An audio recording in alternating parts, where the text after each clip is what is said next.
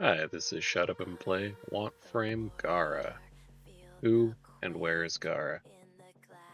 I'm just going to jump right in real quick and show you where to get her because it isn't very complicated, and I wanted to save more time towards the end of this to go over how her abilities play into each other. To unlock the main blueprint, you'll need to do the Saya's Vigil side quest, and then you'll head to Cetus, talk to Kanzu, do the Ostron bounty, and then the first 3 bounties have the uncommon chance of dropping her chassis, systems, and neuroptics. Now we're going to quickly go over the rough outline of her abilities on who is Gara.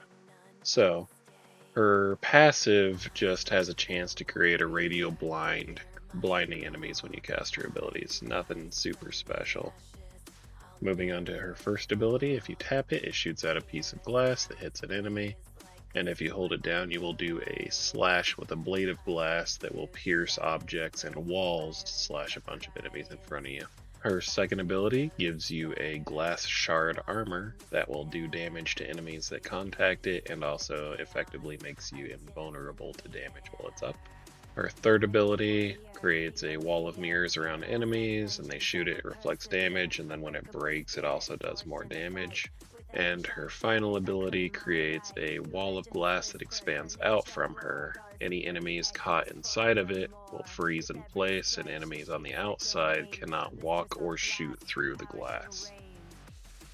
Now to go over how the abilities interact with each other. So you'll want to start off the mission by using your armor, making you invulnerable, and then you'll also notice the combo counter in the middle here. When you hit enemies with the first ability, it builds up that combo. And if your armor is running out of time and you need to reapply it, you have to use your fourth ability and that will re-up the armor. And if you use your first ability against the wall, you'll notice this little damage number on the right climb up. And what that is based on your combo multiplier in the center of the screen for the enemies you hit with your first ability.